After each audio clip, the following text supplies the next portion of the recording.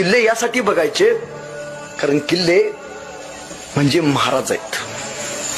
हे फक्त दगड नाहीयेत, त्या दगडांवरती आपल्या मर्द मराठ्यांनी आपल्या मावळ्यांनी रक्त सांडले. ओधू कुठार धावू कसर मीच स्वतःला पाहू कसर या मावळातून मावळून तू कधीच गेला माझ्या राजा